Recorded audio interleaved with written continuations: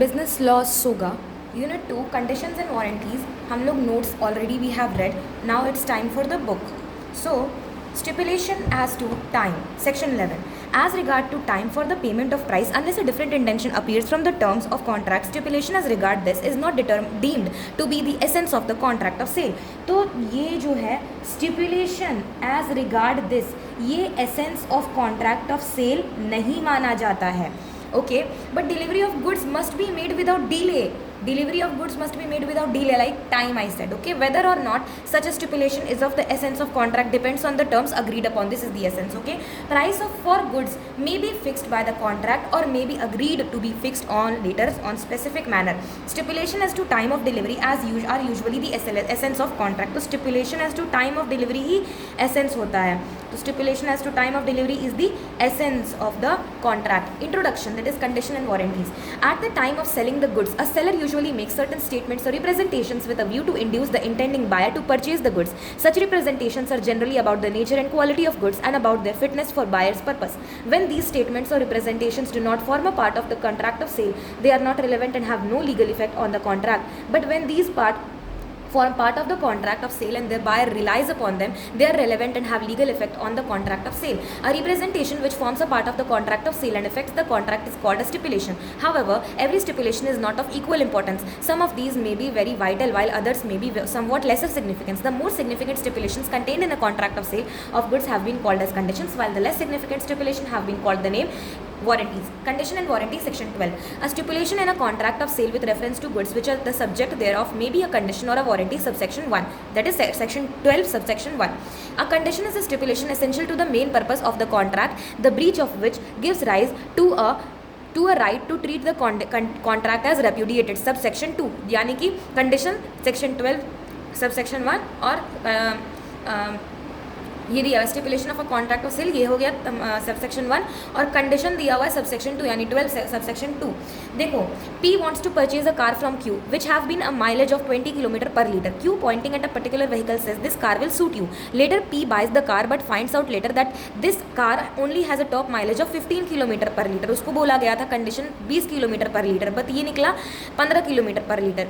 This amounts to a breach of condition because the seller made this stipulation which forms the essence of the contract. In this case, the mileage was a stipulation that was essential to the main purpose of the contract and hence its breach is a breach of इसमें condition हम लोग पढ़ चुके हैं ये वाले notes में. तो इसको क्या मिलेगा, ये कर सकता है कॉन्ट्रैक्ट को कैंसिल, उसके साथ ही कर सकता है CU for damages. Okay, warranty. A warranty is a stipulation collateral to the main purpose of the contract, the breach of which gives rise to a claim for damages but not a right to reject the goods and treat the contract as repudiated, subsection 3. Whether a stipulation is a contract of sale, is a condition or a warranty depends on each case on the construction of the contract. A stipulation may be a condition though called a warranty in the contract, subsection 4. Example है, Ram consults Shyam, a motor car dealer, for a car suitable for touring purposes to promote the sale of his product. Shyam suggests Maruti and Ram accordingly buys it from Shyam.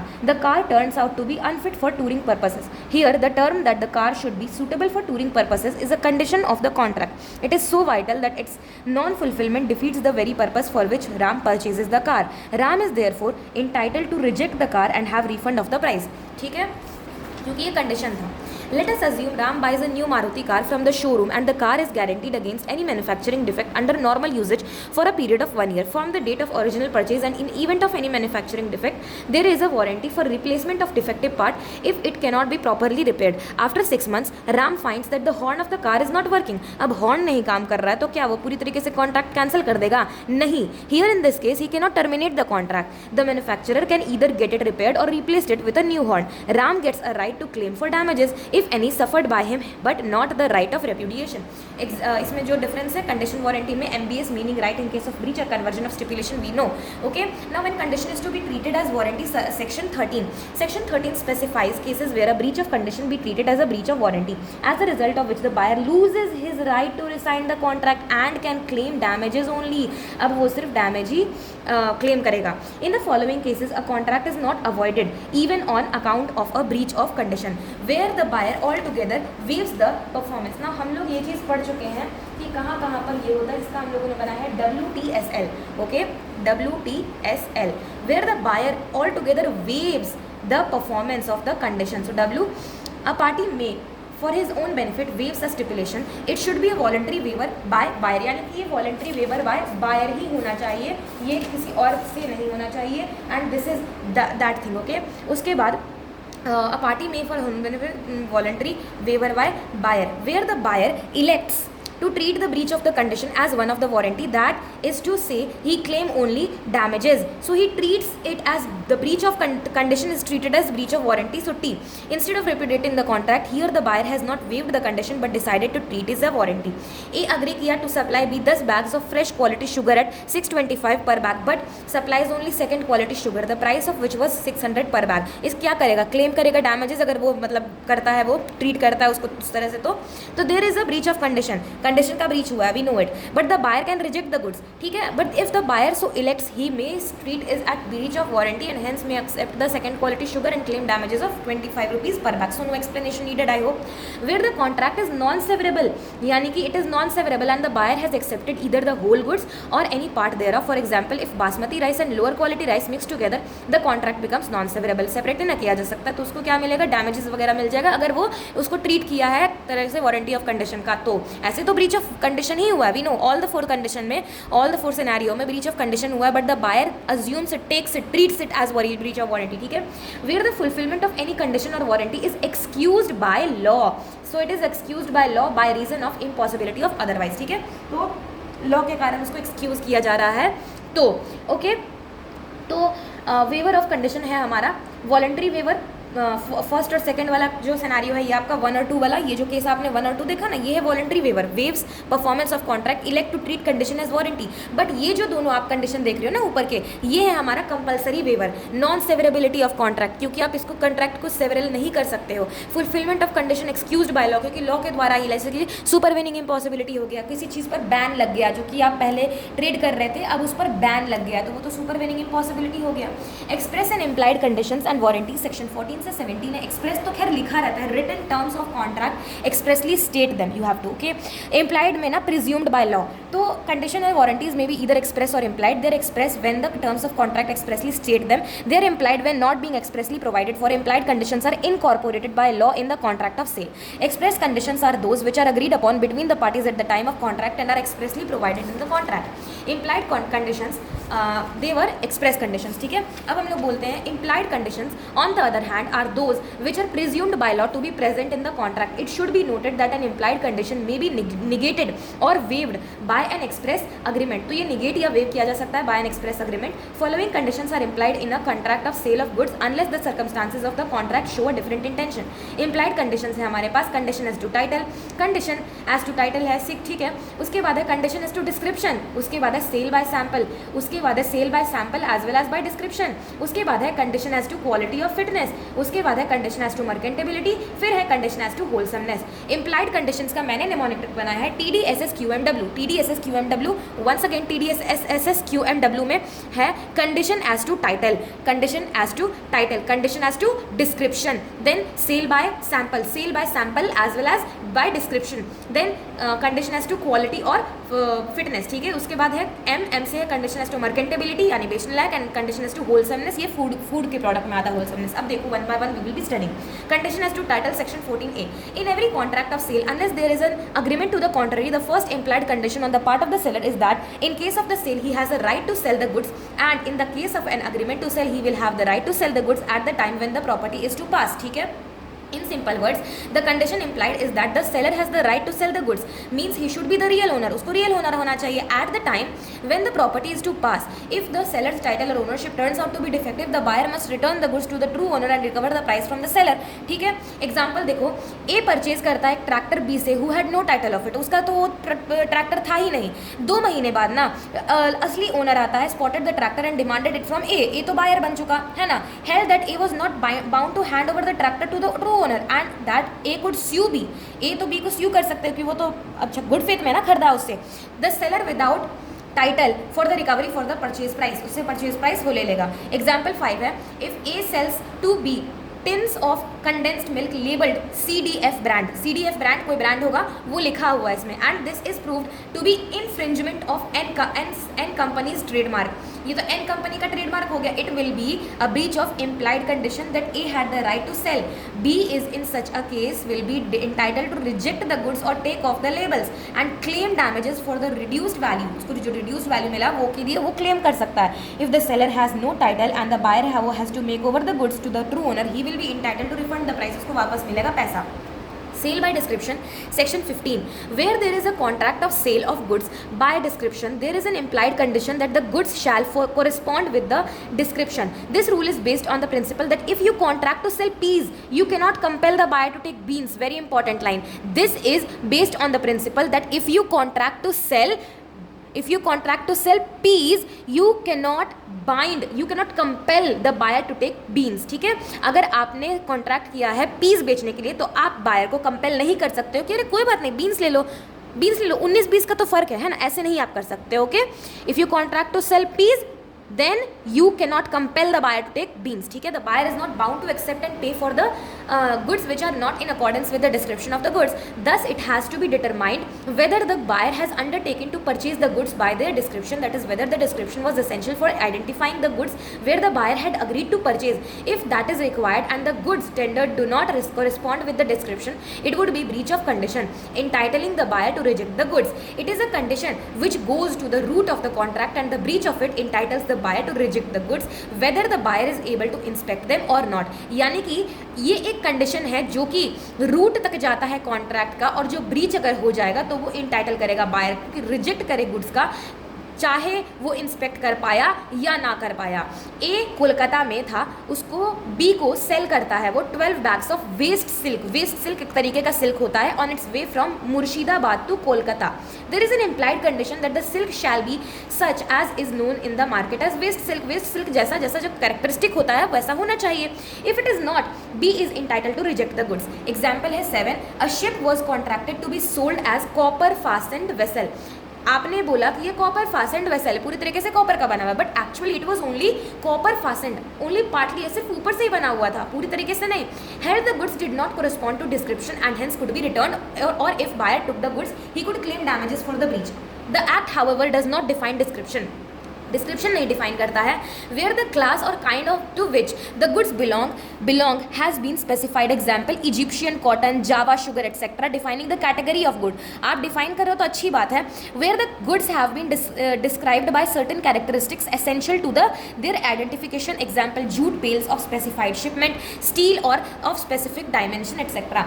तो description को अच्छे तरीके से define नहीं किया, आपको इस तरीके से बताना पड़ेगा। Okay, it may be noted that the description in this cases assumes that form of a statement or misrepresentation as regards the identity of particular goods by reference to the place of origin or mode of packaging etc. Whether or not such a statement or representation is essential to the identity of the goods is a question of fact depending in each case on the construction of the contract. Sale by sample section 17 आता है। अब in a contract of sale by sample there is an implied condition that the bulk shall correspond with the sample in the quality. Okay, हम लोग जब quantity का बात करते हैं ना तो डिस्क्रिप्शन बोलते हैं, जब हम लोग सैम्पल का बात करते हैं तो क्वालिटी बोलते हैं। तो दिस इज़ वेरी इंपॉर्टेंट। जब सेल बाय डिस्क्रिप्शन बोलेंगे ना, तो हम लोग यहाँ पे मेन फोकस किसको करेंगे? क्वांटिटी क्वालिटी दोनों को करेंगे। ओके, हमने यहाँ पर क्या लिखा है कि you describe it. Okay, you describe it, sale by description में you describe it. Okay, the goods, ठीक है। सेल बाय सैम्पल में हम लोग बोलते हैं कि वो फ्री होना चाहिए लेटेंट और पेटेंट डिफेक्ट से, ठीक है, ये तो हम लोग बोलते हैं। और यहाँ पे हम लोग क्वालिटी का बात करते हैं, but it is not certain, हम लोग यहाँ पे क्वालिटी का बात करते हैं, ठीक है। अब देखो, there is an implied condition that the bulk shall correspond with the same in quality. The buyer shall have a reasonable opportunity of comparing the bulk with the sample. आपको रीजनेबल अपॉर्चुनिटी भी मिलना चाहिए कि आप उससे compare कर सको। Okay, then we have an example 8। In case of sale by sample of 2 parcels of wheat, the seller allowed the buyer to inspection of the smaller parcel but not of the larger parcel. आप दोनों parcel लाए थे, दोनों का देना चाहिए था. In case it was held that the buyer was not entitled refuse to take the parcels of wheat. The goods shall be free from any defect rendering them unmerchantable which would not be apparent on reasonable examination of the sample. This condition is applicable only with regard to defects which could not be discovered by an ordinary examination of goods. If the defects are latent, then the buyer can avoid the contract. This simply means that the goods shall be free from any latent defect, that is hidden defect. Latent यानी hidden defect. Hidden defect नहीं होना चाहिए किसी भी goods में. अगर वो conceal करता है तो कौन? Seller. Okay. Example 9 है, a company sold certain shoes made up of special sole by sample for French army. The shoes were found to contain paper not discoverable by ordinary inspection. आपने बेचा French army के लिए कह करके कि आपने special soul use किया है, तो आपका स्पेशल सोल जो था वो तो पेपर निकला, वो तो बाद में इंस्पेक्शन के बाद ना पता चला क्या था वो लेटेंट डिफेक्ट था, हिडन डिफेक्ट था. तो held the buyer was entitled to refund for the price plus उसका डैमेजेस भी, प्राइस भी डैमेजेस भी. Sale by sample as well as by description, section 15. Where the goods are sold by sample as well as by description, the implied condition is that the bulk of the goods supplied shall correspond both with the sample and the description. In the case the goods correspond with the sample but do not tally with the description or vice versa or both, the buyer can repudiate the contract. इसको repudiate कर सकता है. Example 10. A agreed with B to sell certain oil described as refined sunflower oil warranted only equal to sample. ठीक है, warranty किया only equal to sample. The good standard were equal to sample, sample के थे equal था but contain किया हुआ था a mixture of hemp oil along with sunflower oil. हमने क्या बोला, हमें चाहिए था सनफ्लावर ऑयल, आपने मिक्स करके क्यों दे दिया, क्वालिटी के साथ छेड़छाड़ क्यों किया. Hence B can reject the goods because the goods were as per sample, sample पे तो था but do not correspond to the description, description पे नहीं वो माना. ओके, तो कंडीशन एज टू क्वालिटी और फिटनेस. अच्छा, इससे हम लोग ये बोल सकते हैं कि इट इज नॉट सर्टन कि ये क्वांटिटी का ही बात हो रहा है, क्वालिटी का बात हो रहा है. सेल बाय सैम्पल में बोल दो कि क्वालिटी का बात हो रहा है but here we are not certain की क्वांटिटी का बात हो रहा है, क्वालिटी का बात हो रहा है. कंडीशन एज टू क्वालिटी और fitness, section 16 clause 1. Ordinarily there is no implied condition as to quality और fitness of the goods sold by any particular purpose. यानी किसी तरीके का इम्प्लाइड कंडीशन नहीं है इस पे. However the condition as to the reasonable fitness of goods for a particular purpose may be implied if the buyer had made known the seller the purpose for which his purchase and relied upon the skill and judgment of the seller to select the best goods and the seller was ordinarily been dealing in those goods. This implied condition will not apply if the goods have been sold under trademark or the patent name. Simple सा definition है. अगर आपने 3 चीज़ किया है, condition as to quality और fitness आप पे लगेगा और सेलर बाउंड होगा. हम लोग बात करते हैं केविएट एम्प्टर का. जब हम लोग केविएट एम्प्टर का बात करते हैं ना, तो this point we have to look again. Section 16 में आता है केविएट एम्प्टर, उस पर हम लोग बोलते हैं अगर आपने अपना पूरी तरीके से बताया, रीजनेबली फिटनेस ऑफ गुड्स आपने पूरी तरीके से बताया, आपने बताया कि आपको क्या चाहिए, आपने ट्रस्ट किया स्किल और जजमेंट पे सेलर के, और वो जो आपका वो सेलर है वो ऑर्डिनरली उसमें काम कर रहा है, डील कर रहा है, तो ये जो कंडीशन है this implied condition will not apply on the goods. अगर अच्छा ये तो हो गया, ये 3 पर्पस अगर आपने किया तो जो है सेलर आपको जो सामान देगा वो सही होना चाहिए. नहीं सही होगा तो वो आप सेलर को स्यू कर सकते हो. You can either reject the whole good, या तो आप रिसाइंड कर दो, कॉन्ट्रैक्ट को कैंसिल कर दो, रेप्यूडिएट कर दो, या फिर मतलब दोनों काम, डैमेजेस भी क्लेम कर दो, या फिर अगर वारंटी का चीज़ था तो आप सिर्फ डैमेजेस ले लो. This is the thing, 3 things होना चाहिए. बट अगर आपने पेटेंट या ब्रांड नेम या फिर ट्रेडमार्क के में नाम में आपने कुछ लिया, मान लो आपने बोला मुझे आईफोन चाहिए और आईफोन आपका ख़राब निकल गया, तो आपने मान लो सील पैक आपने लिया, तो वो आप आईफोन के जा करके आप बोलोगे, आप सेलर को नहीं कुछ बोल सकते. ओके, तो दिस इज द थिंग, क्योंकि वो केविएट एम्प्टर का चीज़ आ गया, ये एक्सेप्शन है इसका. कंडीशन एज टू क्वालिटी और फिटनेस वाले का ही एक्सेप्शन है हमारा ये वाला पॉइंट. ठीक है, दिस इज द कंडीशन. ठीक है, there is an implied condition of the part of the seller that the goods supplied shall be reasonably fit for the purpose for which the buyer wants them, provided the following conditions are fulfilled. The buyer should have made known the seller the particular purpose for which the goods are required. यानी कि आपने अपना particular purpose बता दिया कि मुझे ये जो सामान है मुझे ये क्यों चाहिए, अपने सामान बताया. The buyer should rely on the skill and judgement of the seller, आपने उसके स्किल और जजमेंट पर भरोसा किया. The goods must be of the description dealt in by the seller whether he is manufacture और नॉट. यानी कि वो जो डिस्क्रिप्शन बता रहा है ना, दैट इज डेल्ट बाय, यानी कि वो डील करता है, यानी सेलर उसमें डील करता है, उसमें डील करना चाहिए, वेदर वो मैन्युफैक्चरर है या फिर ट्रेडर है या फिर कुछ भी नहीं है. In some cases the purpose may be ascertain from the conduct of the parties of or form of the nature of the goods sold, where the goods can be used for only one purpose. यानी चश्मा का example याद करो, चश्मा सिर्फ देखने के लिए नहीं होता है, तो आप बताएंगे कि हमको कैसा चश्मा चाहिए. The buyer need not tell the seller the purpose for which he requires the goods. अगर तब भी अगर आपने देखो पहला एक चीज़ का अगर सामान रहता है, चश्मा आपने लिया, आपने नहीं बताया कि आपको कैसा चश्मा चाहिए, उसमें बताने का क्या ज़रूरत है, आपको पता है ना, चश्मा सिर्फ एक काम के लिए, देखने के लिए होता है। ओके, आप क्या बोलोगे, मुझे क्लियर व्यू चाहिए, मुझे ये चाहिए वो चाहिए, दिस इज नोन, ठीक है, ऑर्डिनरी प्रूडेंस का मैन को पता है ये। अब उसमें अगर कुछ फॉल्ट आ जाता है तो you can bound the seller, you can bind the seller, ठीक है, this is the thing I am saying. Okay, example 11 है कि A bought a set of false teeth from B. अरे आपने नकली दांत लिया, नकली दांत कोई माथा पे रखने के लिए लेता है नहीं ना, वो तो मुंह में लगाएगा ही ना, खाने के लिए ना लेगा, a dentist, but the set was not fit for A's mouth. A rejected the set of teeth and claimed the refund of price. It was held that A was entitled to do so as the only purpose for which he wanted to set the teeth was not fulfilled. उसका सिर्फ एक ही ना purpose था। आपने ना teeth aligner, I hope जो लोग braces लगाते हैं उन लोगों को पता होगा टीथ अलाइनर क्या होता है। जब आपका ब्रेसेस लग जाता है उसके बाद आपको एक प्लास्टिक का टीथ अलाइनर दिया जाता है, which you apply it on your mouth, ठीक है, ताकि सब कुछ प्लेस में रहे। अब आपने जो टीथ अलाइनर आपने ऑर्डर किया, आपको मुंह में फिट ही नहीं हो रहा है, आपको पता है कि वो टीथ अलाइनर सिर्फ टीथ अलाइनर के लिए होता है, आपने बोला फिट नहीं हो रहा, आपको बोल रहा है डेंटिस्ट, क्या आपने मुझे अपना पर्पस बताया? नहीं, तो आप नहीं कर सकते हो, तो दिस इज नॉट फेयर। आप बोलोगे कि दिस इज एन एक्सेप्शन, ये एक एक्सेप्शन हो गया, ये एक एक्सेप्शन हो गया कैविटी टेम्पटर का ना, ये एक एक्सेप्शन हो गया। आपको पता है कि सिर्फ एक पर्पस के लिए वो चीज़ है, आपको पता है वो एक पर्पस के लिए, मुझे वो बेसिकली अलाइनर है जो दांत में ही लगेगा, सिंपल सा बात है। अब वो नहीं हो रहा है तो I can reject the contract and claim for damages, ठीक है, this is the thing I want to tell you. अब ये चीज़ हो गया। अब देखो एक और एग्जांपल है, A went to B's shop and asked for a Merritt sewing machine, B gave A the same and A paid for the price. A relied on the trade name of the machine rather than on skill and judgement. वो क्या मांगा? वो Merritt sewing machine मांगा, brand बताया, ठीक है। In this case there is no implied condition as to fitness of the machine for the buyers particular purpose. और ये हो गया हमारा एक्सेप्शन, ये वाला पॉइंट का। अगर आप ट्रेडमार्क या पेटेंट के अंदर लेते हो तो आपको कुछ भी नहीं मिलेगा, ठीक है। Condition as to merchantability, section 16 clause 2, where goods are bought by description, where goods are bought by description from a seller who deals in goods of that description, whether he is the manufacturer or producer or not, there is an implied condition that the goods shall be of merchantable quality. बेचने लायक होना चाहिए। दो requirement है सिर्फ, goods should be bought by description, description आपने बताया तब, the seller should be a dealer in goods of that description, description आपको बताया गया और जो सेलर है वो डीलर होना चाहिए उस डिस्क्रिप्शन का।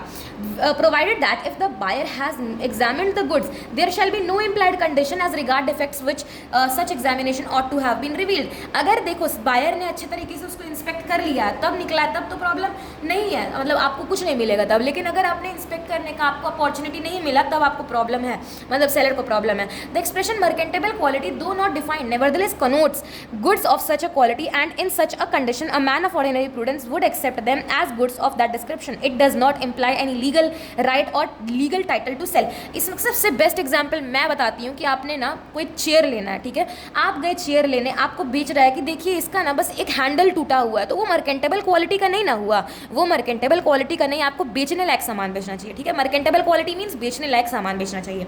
एग्जाम्पल है, if a person orders motor horns from a manufacturer of horns and the horn supplied are scratched and damaged owing to a bad packaging के कारण he is entitled to reject them as unmerchantable, बेचने लायक ही नहीं ना था आपका जो horn था, तो मैं कैसे ले लूँ।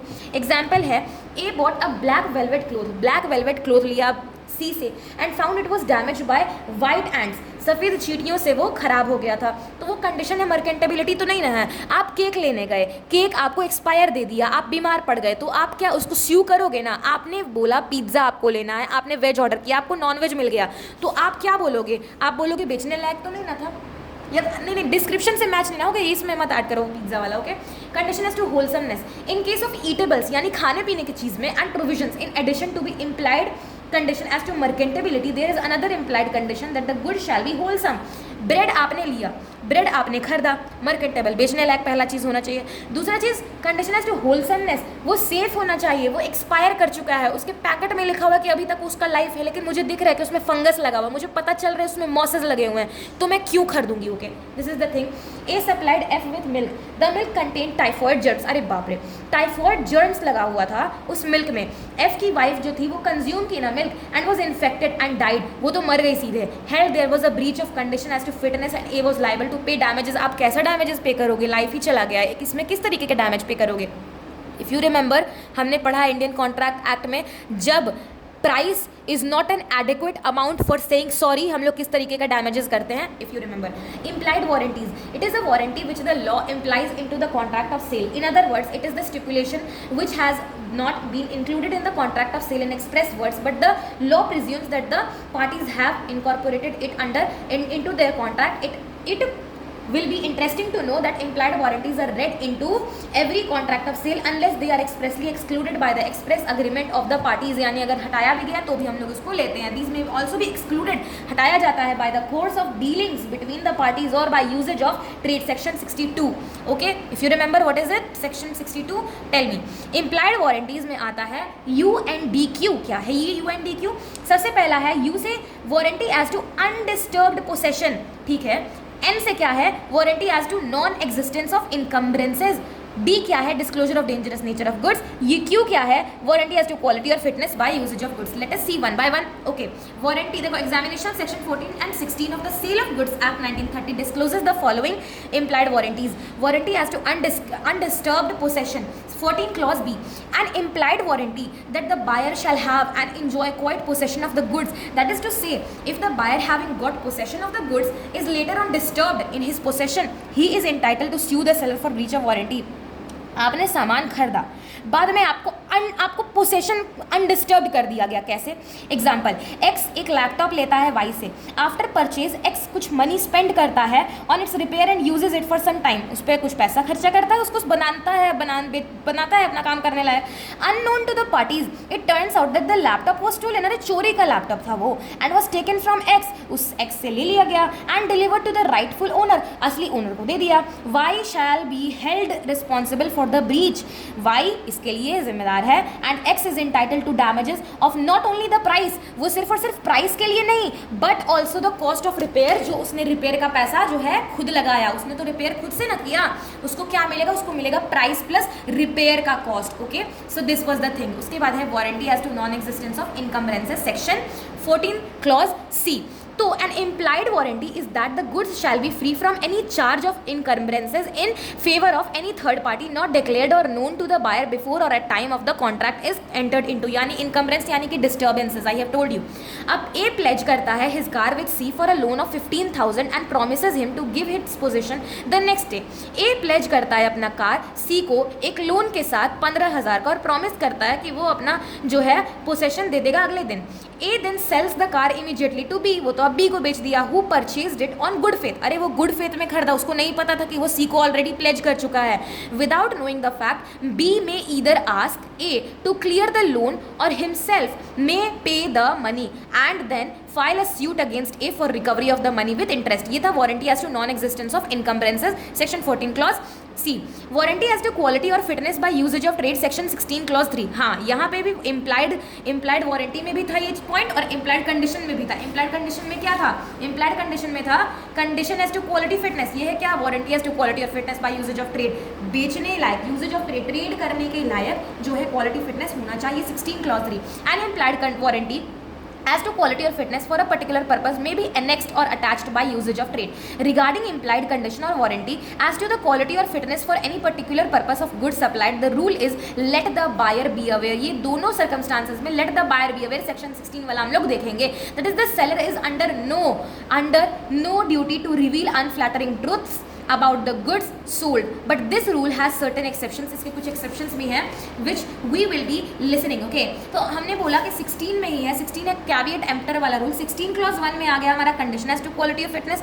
16 clause 3 में आ गया हमारा warranty as to quality or fitness of trade. अगर हम लोग बोलेंगे कि 16 clause 2 में क्या आएगा, 2 नहीं है यहाँ पे दिया हुआ. Okay, just leave it aside. ठीक है, तो हम लोग बोले कि जो सेलर है ना, वो उसका ड्यूटी नहीं है कि अपने सामान का खामियां निकालेगा. कोई देखो सेलर है, उसको सामान बेचना है ना. अब मुझे मान लो ये पेंसिल बेचना है, तो मैं क्या बोलूँगी, ये पेंसिल है ना, ये मत लीजिए, ये ना आप लीजिएगा और 2 महीने के बाद ख़राब हो जाएगा. आप ये पेंसिल मत लीजिए. जब छिलते हैं ना तो बहुत जल्दी ये ख़त्म हो जाता है, इसका जो नोक है ना वो बहुत जल्दी टूट जाता है. मैं सेलर हूँ, मुझे इसका तारीफ़ करना चाहिए बेचने के लिए. हाँ, अगर इससे बेटर कोई ऑप्शन है मेरे पास, तो अगर वो मेरे रेगुलर कस्टमर है तो आई कैन शो देम कि हाँ कि ये पेंसिल मत लीजिए, ये वाला पेंसिल लीजिए, ये उससे बेटर है। लेकिन हम सेलर हैं, मैं सेलर हूँ, and I am in no duty, I have no duty, under no duty to reveal the unflattering truths about the goods I am selling, but this rule has certain exception. इसके कुछ exceptions भी है which we will be covering later. अब देखो, disclosure of dangerous nature of goods where the buyer has are dangerous, where the goods are dangerous in nature and the buyer is ignorant of the danger, the seller must warn the buyer of the probable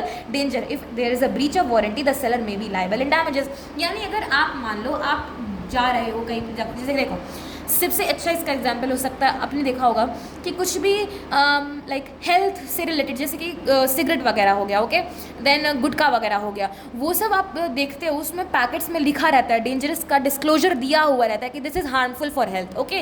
तो यही बोल रहा है कि आपको disclose करना है ना डेंजरस नेचर ऑफ गुड्स का, कि आप इसको कंज्यूम करोगे, not to be consumed under age of 3, है ना, keep away from children below 12 years, इस तरीके का चीज़ होता है, इफ़ यू रिमेंबर इट, ठीक है। देखना आपको बॉटल आप लेते हो तो उसके अंदर एक वाइट कलर का सैशे मिलता है, उसमें लिखा रहता है डू नॉट ईट, है ना, चीनी जैसा चीज़ रहता है, आप लोग को वो नहीं खाना रहता है, तो वो डिस्क्लोज करता है ना अगर डेंजरस चीज़ है तो। वो बेसिकली ना उसके जैसे प्रोडक्ट को अच्छा रखने के लिए, सेफ रखने के लिए, और मतलब फ्रेश रखने के लिए वो चीज़, वो सैशे रखा जाता है, ओके। तो दिस इज द थिंग, आपको डिस्क्लोज करना रहता है ना डेंजरस नेचर ऑफ गुड्स को। आते हैं कैविएट एम्प्टर पे। In case of sale of goods the doctrine caveat emptor means let the buyer be aware when sellers display their goods in the open market, it is for the buyers to make a proper selection और choice of the goods. If the goods turn out to be defective, he cannot hold the seller liable. The seller is in no way responsible for the bad selection of the buyer. मतलब the seller is in no way responsible for the bad selection of the buyer. अगर buyer ही खराब चीज़ चुन रहा है तो उसके लिए seller क्यों responsible? बोलो, the seller is not bound to disclose the defects in the goods which he is selling. लेकिन अगर वो जानबूझ करके खराब बेच रहा है तो वो एक्सेप्शन है, ठीक है, ये मत सोचना। अब देखो सेलर को पता नहीं है, सेलर जो बेच रहा है उसको उसके बारे में पता ही नहीं है, तो वो क्या अब उसका खोजेगा अपना सामान का गलती, वो खोजेगा नहीं ना।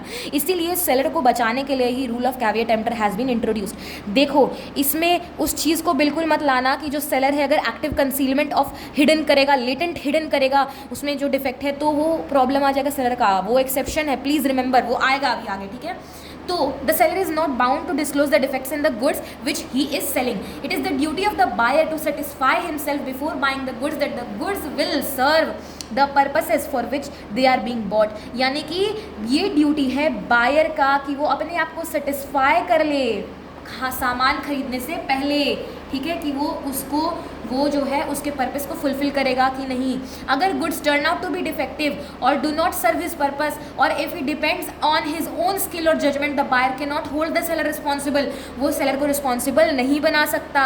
The rule of caveat emptor is laid down in the section 16 which states that subject to the provisions of this act or of any other law for the time being in force there is no implied warranty or condition as to the quality और fitness for any particular purpose of goods supplied under a contract of sale, ठीक है।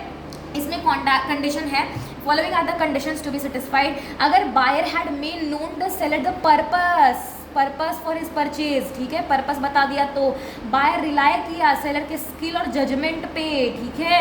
Seller business to supply goods of the description, वो deal करता है, okay, seller is the dealer over there, ठीक है। तो PSD, अगर PSD हुआ है, अगर कंडीशन है कैविएट एम्प्टर का अगर ये सब following are the condition to be satisfied, ठीक है, तो ये सब जो है अगर ये सब आपने किया, आपने पर्पस बताया, आपने स्किल और जजमेंट पे ट्रस्ट किया, आपने ना सेलर का जो है वो डीलर है, तो लिखा हुआ है कि कैविएट एम्प्टर जो है वो बताता है कि subject to the provision of the act or any other law for time being in force there is no implied warranty or condition as to quality और fitness or any particular purpose supplied in the contract. Caveat emptor वाला चीज़ लगेगा और नहीं लगेगा, इस वाले cases में नहीं लगेगा, बेसिकली आपका सेलर का गलती होगा, ठीक है। एग्जाम्पल है, A sold pigs to B, A B को सूअर बेचा, ठीक है, ये सभी सूअर बीमार थे, टाइफॉइड से ग्रसित थे, जो कि बाकी के सुरक्षित पिग्स को भी, वो सूअरों को भी जो है क्षति पहुंचा दिए। इससे क्या पता चलता है कि सेलर का गलती है। अरे सेलर को नहीं पता था कि उसका एक पिग बीमार है, वो नहीं जांच करवाया, उसका गलती है, उसका नहीं ना गलती है, देखो उसको बेचना था, वो अब इन्फेक्ट हो गया, सेलर को क्यों आप बाउंड कर रहे हो, नहीं ना। Seller was not bound to disclose that the pigs were unhealthy. The rule of the law being caveat emptor. The A purchase करता है एक horse B से. A need the horse for riding, but he did not mention this fact to B. आपने क्यों नहीं बताया कि आपको राइडिंग के लिए चाहिए, आपका गलती है। The horse is not suitable for riding but is suitable only for being driven in the carriage. अब देखो जो सेलर है उसको लगा कि वो जो घोड़ा है वो कैरेज उठाने के लिए ले रहे हैं, तो उसके लिए तो सही है। Caveat emptor rule applies here, and so A can neither reject the horse nor can claim compensation from B. This is the thing. Exceptions आता है caveat emptor का, subject to following exceptions है, जिसमें मैंने बोला QPDM SSUC, ये सब जो points है ना पीछे जो पढ़े हैं सेम चीज़ है, ठीक है। तो QPDM SSUC fitness as to quality और यूज़, ठीक है।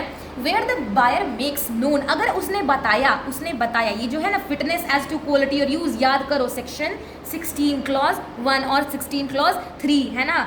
कंडीशन एज टू क्वालिटी और fitness, warranty as to quality और fitness of trade of use है ना, ये तीन चीज़ आपने किया तो कैविएट एम्प्टर का रूल नहीं अप्लाई होगा। देखो, where the buyer makes known to the seller the particular purpose for which the goods are required as to show that he relies on the seller skill और judgement.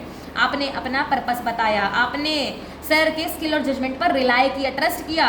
And the goods are of description which in the course of seller's business to supply, वो description उसके dealer है seller. It is the duty of the seller to supply such goods are reasonably fit for the purpose. ये तो duty हो गया हमारे प्यारे seller का ही। 16 क्लॉज 1 हमने बोला an order was placed for some trucks to be used for heavy traffic in a hilly country. उसने अपना पर्पस बताया, हैवी ट्रैफिक में जाने लायक हिली कंट्री में पहाड़ों पे चलाना था। The truck supplied by the seller was unfit for this purpose and broke down, टूट गया ट्रक, कौन लाइबल होगा? सेलर लाइबल होगा। This is a breach of condition as to fitness, ठीक है। In Priest versus Last, Priest a draper purchased a hot water bottle, एक गर्म पानी रखने वाला एक बॉटल लेता है रिटेल केमिस्ट पी से। पी पूछता है केमिस्ट को कि if it would stand boiling water. अरे उसने क्वेश्चन पूछा, उसने पर्पस बताया, उसने बोल दिया कि मुझे बॉइलिंग वाटर गर्मा गर्म खौलता हुआ पानी डालना है इसमें, उसने बोल दिया। The chemist told him that the bottle was meant to hold hot water. The bottle burst when hot water was poured. अरे जब उसमें ना हॉट वाटर डाला तो वो पूरा फट गया एंड उसकी जो वाइफ है वो इंजर हो गई। It was held that the chemist shall be liable to pay damages to P as he knew that the bottle was purchased for the purpose. उसने पर्पस बताया ना of being used as a hot water bottle. Where the article can be used for only one particular purpose the buyer need not tell the seller the purpose for which he required the goods, but where the article can be used for a number of purposes the buyer should tell the seller the purpose for which he requires the goods if he wants to make the seller responsible. वही चश्मा वाला example है ना, चश्मा और दांत वाला aligner वाला एग्जाम्पल, आपने को बताने का जरूरत नहीं है। आपने नहीं भी बताया ना तो भी सेलर लायबल होगा, तब भी कैविएट एम्प्टर नहीं लगेगा। ओके, अब देखो, in Bombay Burma trading corporation limited versus Agha Mohammad, Bombay Burma trading corporation limited Agha Mohammad, I hope that is visible. Timber was purchased for the express purpose of using it on railway sleepers. उसने बोल दिया था कि मैं ये रेलवे स्लीपर्स पर लगाऊंगा, टिम्बर लगाएगा, सोचो timber. And when it was found to be unfit for the purpose, वो तो अनफिट रहा, the court held that the contract could be avoided, ये अवॉइड किया जा सकता है ना, वो हो गया हमारा एक फिटनेस एज टू क्वालिटी और यूजेज, ठीक है। अब एक गुड्स परचेज्ड अंडर पेटेंट और ब्रांड नेम, अगर आप पेटेंट और ब्रांड नेम के चीज़ पर आ गए, पेटेंट और ब्रांड नेम के चीज़ पर आपने सामान खरीदा तो seller will not be liable. In case where the goods are purchased under patent name or brand name, there is no implied condition that the goods shall be fit for any particular purpose. Section 16 clause 1, hence the buyer is relying on the particular brand name. ये क्या है, इसको point 1 के साथ मर्ज करो, ये है exception है क्वालिटी और यूजेज का। ये जो है ना ये पॉइंट 2, ये पॉइंट 2 नहीं है, ये एक्सेप्शन है इस चीज़ का। किसका? फिटनेस एज टू क्वालिटी और यूज़, जो कि हम लोग पहले भी पढ़ चुके हैं कि अगर बायर आईफोन लेगा, ब्रांड नेम पे लेगा, तो वो सेलर को लायबल नहीं ठहरा सकता। ये एक्सेप्शन है इस पॉइंट का, इसको सेकंड पॉइंट मत समझना। अब सेकंड पॉइंट यहाँ से होगा, goods sold by description. Where the goods are sold by description there is an implied condition that the goods shall correspond with the description, section 615। If it is not so then seller is responsible. आपने description बताया, आपने बोला मुझे ना cooler ऐसा चाहिए, मुझे ना कूलर ना एकदम घर के साइड में रखना है, मुझे बहुत कम स्पेस वाला कूलर चाहिए, मुझे ऐसा कूलर चाहिए जो बहुत ठंडा हवा दे, और हाँ मेरा बजट भी थोड़ा इतना है, तो मुझे उसी रेंज में दिखाइएगा। आपने डिस्क्रिप्शन दिया, आपने सब कुछ बताया कि मुझे ऐसा चाहिए वैसा चाहिए, आपने बताया, तो the goods shall correspond with the description, it is an implied condition हो गया ना। गुड्स ऑफ मर्केंटेबल क्वालिटी बेचने लायक, where the goods are bought for by description from a seller who deals in goods of that description, there in an implied condition that the goods shall be of merchantable quality. The rule of caveat emptor is not applicable for latent defects, hidden defects में नहीं applicable है, but where the buyer has examined the goods this rule shall apply if the defects of such which ought where the buyer has examined, अगर उसने examine कर लिया है goods को, this rule shall apply if the defects were such which ought to have been revealed by ordinary examination, section 16 clause 2। मैं यहाँ का एक अलग एग्जाम्पल दूंगी, यहाँ से यहाँ का एक अलग एग्जाम्पल दूंगी, और यहाँ बट लिखा हुआ है ना, यहाँ से लेकर के यहाँ तक का एक अलग एग्जाम्पल दूंगी। कैसे, सुनो। सबसे पहले अगर आप किसी दुकान पे, like let's say I have went to a shop, okay, and I went there to purchase a sweater, okay, now I have particularly examined the sweater but there were no trial rooms available, so I took that sweater, I told the shopkeeper I have paid for it, okay, I have told him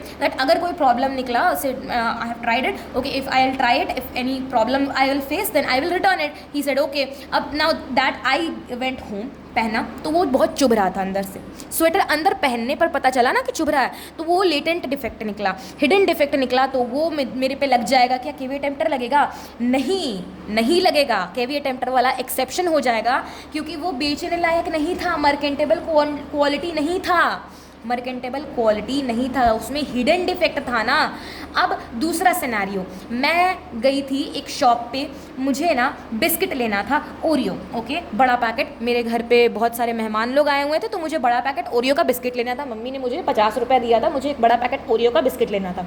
मैं गई shop पे, वहाँ पे जो uncle बैठे हुए थे ना, उनसे ना बहुत ज़्यादा प्रॉब्लम है उनको मेरे से, ठीक है, तो वो ना क्या किए, सबसे घटिया फटा हुआ बिस्किट का पैकेट हमको ला करके दिए, और हमने ना क्या किया, वो अच्छे तरीके से ऐसे करके देख लिया, अच्छे तरीके से नहीं देखा, वो तो पीछे से कुतरा हुआ था, चूहा उसको खाया हुआ था। मैंने पैसा दे दिया, ठीक है, मैंने पैसा दे दिया, और मैंने देखा ना कि पीछे से पूरा फटा हुआ है। घर गई, मम्मी को दिया कि देखो मम्मी ओरियो बिस्किट ले आई हूँ, दे दो सब मेहमानों को।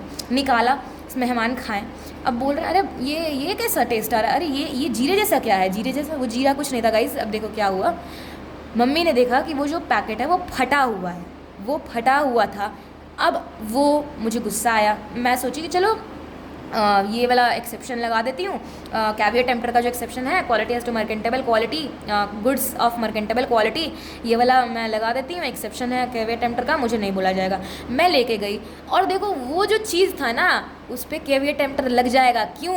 क्योंकि अ मैन ऑफ ऑर्डिनरी प्रूडेंस उसको देख सकता था। अब मैं वापस उसको जा करके दिखाऊंगी, अब सेलर को तो नहीं ना पता, सेलर को तो नहीं ना पता कि वो फटा हुआ था। अगर पता भी है वेदर ही नोज और नॉट, अगर उसको पता भी है तो भी वो मुझे पैसा वापस नहीं करेगा।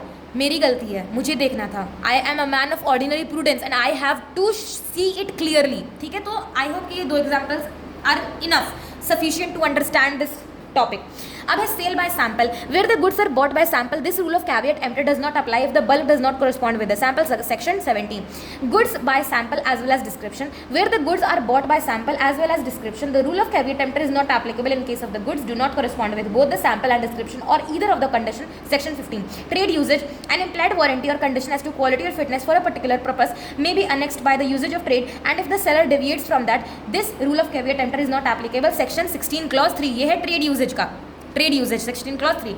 Example, in readymade garment business there is an implied condition by usage of trade that the garment shall be reasonably fit for the buyer. अरे वो पहनने लायक होना चाहिए ना, ये तो इम्प्लाइड कंडीशन है, ये इम्प्लाइड समझने लायक कंडीशन है। सेलर एक्टिवली कंसील्स और डिफेक्ट और गिल्टी ऑफ फ्रॉड, अगर सेलर जानबूझ के उस ओरियो के बिस्किट के पैकेट पे नीला कलर से अलग से पैकेट लगा देता है, उसका एक्सपायरी को मिटा देता है और वाइटनर से गलत एक्सपायरी लिख देता है, so the seller is liable for it। where the seller sells the goods by making some misrepresentation or fraud and the buyer relies on it, or when the seller actively conceals some defects in the goods so that the same could not be discovered by the buyer on the reasonable examination, then the rule of caveat emptor will not apply। in such a case the buyer has a right to avoid the contract and claim for damages। This is the summary and this is multiple choice questions। A stipulation which is essential to the main purpose of the contract is called condition। The breach of condition gives the aggrieved party right to sue for damages, it is breach of condition, दोनों चीज मिलता है, right to sue for damages and right to repudiate the contract means resigning the contract, तो both condition may be treated as warranty when there is waiver of the condition. We have seen it कि हम लोग किस किस condition पे we can treat condition breach of condition as breach of warranty. We can treat it in some ways. What are the ways we can see it? Okay, so what are the things?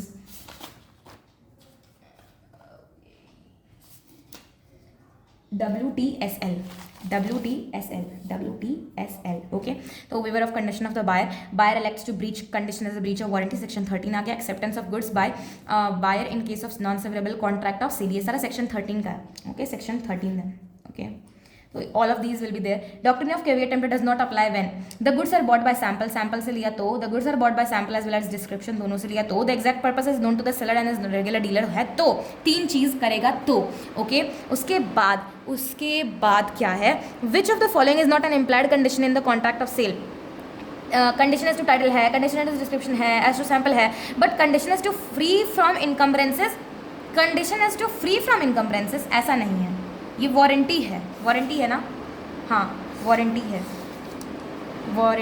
है free existence, warranty as to non existence of encumbrance, ये warranty है, implied warranty है, okay. तो I will write over here कि ये implied warranty है, ठीक है. The condition and warranties may be in the form of express implied. Which of the following is not an implied warranty? Warranty has to undisturbed possession है, warranty has to dangerous nature of product है, disclosure, quality of fitness भी है, but क्या नहीं है, existence of encumbrance. ये किस तरीके का पॉइंट है, ये नहीं है, B point, okay. In case of goods sold by sample the goods should correspond with the sample, otherwise buyer can reject the contract. M एक शॉपकीपर है, sold a television set to N who purchased it in good faith, आपने good faith में लिया. The set had some manufacturing defect and did not work after a few days in spite of repairs. This case the television was not merchantable as it was not fit for ordinary purpose. The buyer has the right to reject the television and have refund the price, ठीक है, very easy. Okay, now where the buyer is deprived to goods by their true owner, then the buyer may recover the price for breach of condition as to title का defect निकल गया ना seller का, तो वो breach का वो लेगा, रिसाइन करेगा और वो डैमेजेस भी क्लेम करेगा. Where goods are bought by description from the seller who deals in goods of that description, what is the implied condition? Implied condition ये है कि वो गुड्स ना मर्केंटेबल क्वालिटी का होना चाहिए, बेचने लायक होना चाहिए. तीन चीज़ आपने बताया, अपना पर्टिकुलर पर्पस आप रिलाय किए सेलर के स्किल और जजमेंट पे, डिस्क्रिप्शन में वो डील करता है seller. A warranty is a stipulation collateral to the main purpose of the contract, breach of which gives rise to sue for damages but not the right to reject the contract. ये था definition, ठीक है. It is a sale. In a sale of sample and description there is an implied condition that the bulk of goods must correspond, to the description as well as the sample thereof. Questions are there. Mrs. Woodworth and Associates, a firm dealing with the wholesale and retail buying and selling of various kinds of wooden leg logs customized as per the requirement of the customers. They dealt with rosewood, mango wood, teak wood, Burma wood. ये सब जो है वो इस पे deal करते हैं, dealing बता दिया. मिस्टर दास एक कस्टमर हैं, शॉप पर आए, पूछे कि for wooden logs measuring 4 inches broad and 8 feet long as required by the carpenter को चाहिए. Mister Das specifically mentioned that he required the wood which would be best suited for the purpose of making wooden doors and wooden frames. हमको ये जो चाहिए ना, मैं आपसे जो वुड खरीद रहा हूँ, मुझे ना वुडन डोर्स और वुडन फ्रेम्स बनाना है, ठीक है, मुझे वुडन डोर्स और वुडन फ्रेम बनाना है. यहाँ पे वो डीलिंग बता दिया, यहाँ पे पर्पस बता दिया. The shop owner agreed and arrange the wood pieces cut into as per buyer का रिक्वायरमेंट. द कारपेंटर विजिट किया ना मिस्टर दास के अगले दिन, तो वो देखा कि the seller has supplied mango tree would. अरे वो तो मैंगो ट्री वुड सप्लाई कर दिया. Which would most unsuitable for the, वो तो सबसे घटिया है, वो तो बिल्कुल नहीं यूज़ करना चाहिए. The carpenter asked Mr. Das to return the wooden logs as it would not meet his requirement. The shop owner refused to accept the return of wooden logs on the plea that logs were cut to specific requirements of Mr. Das and hence could not be resold. देखो ये है बहुत ही important, क्योंकि ये चीज़ होता है generally लोगों के साथ. आपने जो बोला कि मुझे इस पर्पस के लिए चाहिए, आपने पर्टिकुलर पर्पस क्या किया, आप रिलाई किए उसके स्किल और जजमेंट पे, सेलर डील भी करता है उस पर, ठीक है, तो क्यों उसने दिया?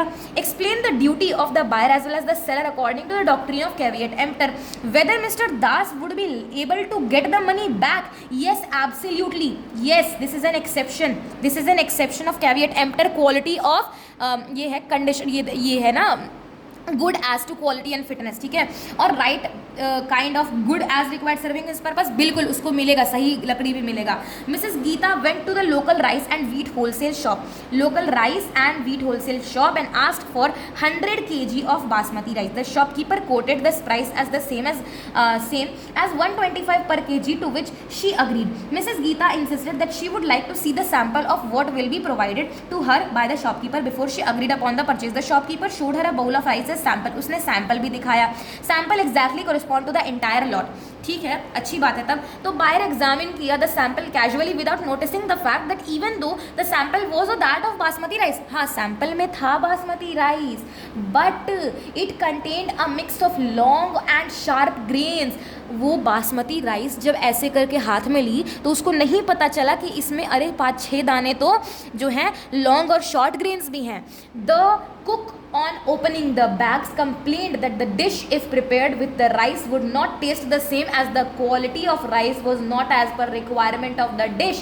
Now Mrs. Geeta wants to file a suit of fraud against the seller alleging him of selling mix of good and cheap quality rice. Will she be successful? Decide the fate of the case and options open to the buyer for the grievance redressal as per the provision of the Sale of Goods Act 1930. What would be your answer in case Mrs. Geeta specified her exact requirement as to length of rice? उसने अगर बताया था मुझे इतना चाहिए। देखो सबसे पहली बात ये मुझे लग रहा है कि ये both sample by sale by sample and as well as by description है, बट हम लोग देखेंगे आगे आंसर लिखा हुआ क्या है। एक्स कंसल्ट करता है वाई एक मोटर कार डीलर को for a car suitable for touring purposes, ये तो बिल्कुल एग्जाम्पल वाला दे दिया, ठीक है। To promote the sale of his product Y suggest किया Santro and X accordingly buys it from him. The car turns out to be unfit for touring purposes, what remedy X is having now under the sale of goods act? अरे बिल्कुल सही जवाब, ये है हमारा condition breach of condition. Breach of condition का definition and breach of condition में दो चीज क्या, right to repudiate the contract and claim for damages, ठीक है, ये जो चीज मिलेगा उसको। Mrs G bought a tweed coat from P, okay, when she use the coat she got rashes on her skin, अरे उसको रैशेस मिल गया, ये क्या हो गया? अरे sale of merchant goods of merchantable quality नहीं है ये, as merchantability goods of merchantability नहीं है, on her skin was abnormally sensitive, but she did not make this fact known to the seller, that is P. Mrs G filed a case against the seller to recover damages, okay, as her skin was abnormally, देखो उसकी जो skin है ना वो abnormally sensitive है, पर फिर भी वो तो बिल्कुल मर्केंटेबल क्वालिटी का नहीं ना हुआ, फिर भी देखेंगे क्या है। Can she recover damages under this होगा, देख लेंगे। Certain goods were sold by sample by A to B, who in return sold the same goods by sample to C and C by sample sold the goods to D. The goods were not according to the sample, therefore D who found the deviation of the goods from the sample rejected the goods and give a notice to C, C sued B and B sued A. Advice A, B and C under the SOGA 1930. A person purchased किया bread from baker's shop. The piece of bread contained a stone. Oh my God! It contained a stone in which it broke buyer's tooth while eating. Mercantability तो नहीं ना था, अरे wholesomeness तो नहीं था ना, तो दोनों चीज़ आ गया। Sale of by mercantability, goods of mercantability and goods of wholesomeness. Eatables के केस में what are the rights available to the buyer against the sell? दोनों चीज़ है ना, right to repudiate the contract and also उसके साथ उसको claim करेगा damages भी, damages उसका दांत तो टूटा है उस पर भी, जो डेंटिस्ट का खर्चा वर्चा होगा वो सब भी, ठीक है। Q asked P the seller for washing machine which is suitable for washing woollen clothes. आपने बोला, आपने पर्पस अपना स्पेसिफाई किया, मुझे तो वुलन क्लोथ्स के लिए चाहिए। Mr. P showed him a particular machine which Mr. Q liked and paid for it, ठीक है। Later on, machine delivered and was found unfit for washing woolen clothes. Woolen clothes डाला, खराब हो गया। He immediately informed Mr. P about the delivery of wrong machine. Mr. P refused to exchange the same, saying that the contract was complete after the delivery of washing machine and payment of price with reference to the provisions of Sale of Goods Act 1930. Discuss whether Mr. P is right in refusing to exchange the washing machine. बिल्कुल सही, बिल्कुल कर सकते हैं वो exchange कर सकते हैं, वो बिल्कुल कर सकते हैं, उनके पास राइट है। देखो फर्स्ट का answer what is it, duty of the buyer according to the doctrine of caveat emptor in the case of sale of goods. The doctrine caveat emptor means let the buyer be aware when sellers display their goods in the open market. It is for the purpose, it is for the buyers to make a proper selection or choice of the goods. If the goods turn out to be defective, he cannot hold the seller liable. The seller is in no way responsible for the bad selection of the buyer. The seller is not bound to disclose the defects in the goods which he is selling. Okay.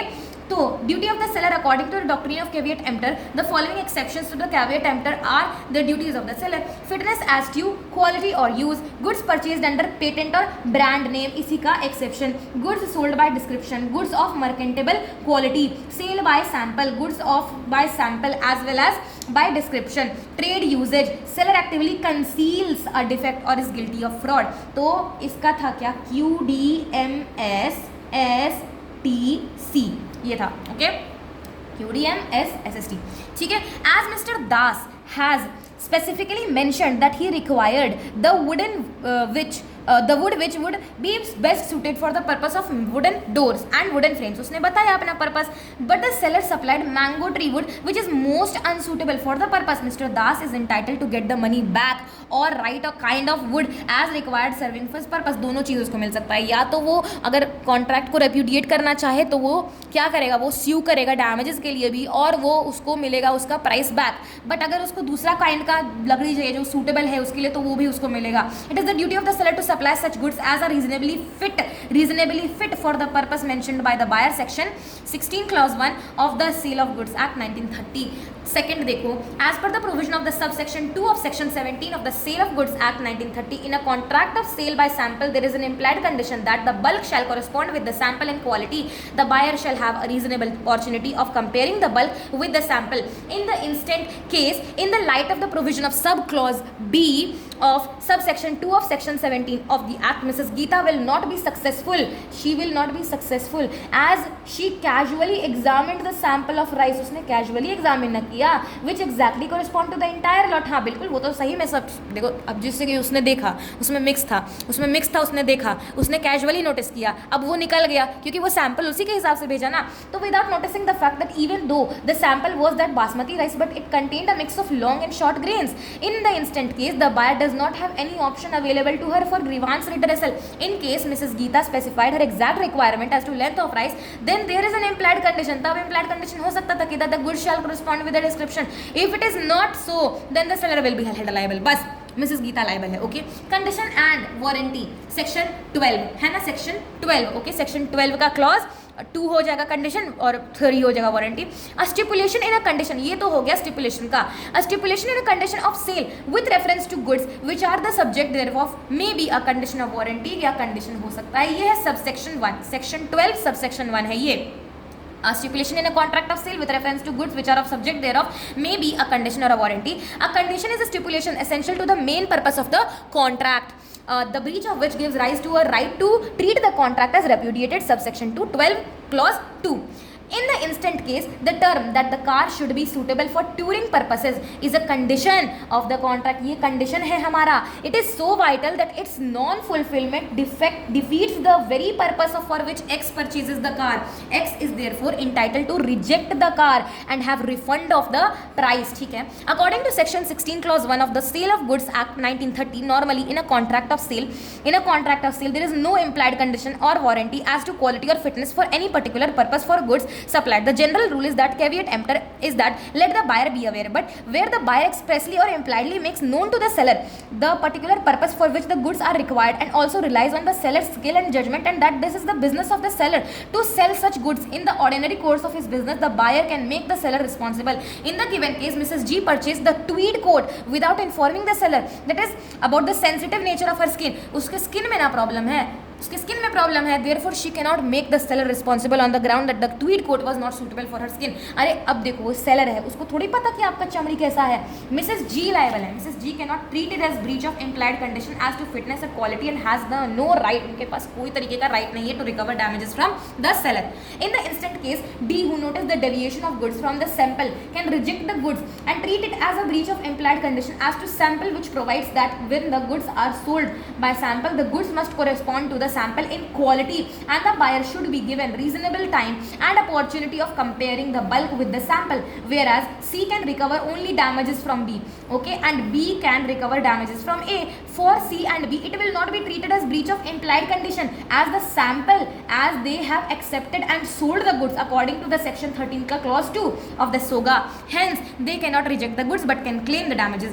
This देखो sixth question. This is a case related to implied condition as to wholesomeness. bread वाला case है ना, which provides that eatables and the provisions must be wholesome, that is that they must be fit for human consumption. In the case हम लोग बोलेंगे man of ordinary prudence उसको खा सके इसलिए. In the case the piece of bread contained a stone which broke the buyer का teeth while eating, thereby considered unfit for consumption. Hence the buyer can treat it as breach of implied condition as to wholesomeness and can also claim damages from the seller. दांत जो टूटा है उसका dentist के पास जाएगा, उसका किराया वगैरह है ना, उसका दांत जो खर्चा लेगा वो, ठीक है, वो सब. अकॉर्डिंग टू द सेक्शन 15 7 का आंसर है SOGA. Whenever the goods are sold as per sample as well as by description, the implied condition is that the goods must correspond to both the sample as well as description. Further, under the SOGA, when the buyer makes known to the seller particular purpose बताता है for which the goods are required and hence relies on his judgment and skill of the seller, it is the duty of the seller to supply such goods which are fit for the purpose. Mr. Q has informed to Mr. P that he wanted a washing machine for washing woolen clothes. However, the machine which was delivered by Mr. P was unfit for the purpose for which Mr. Q wanted the machine. Therefore, Mr. Q can either repudiate the contract or claim the refund of the price paid by him. And this was the unit 2, and now we will be covering the unit 3, transfer of ownership and delivery of goods, in the next class. Bye.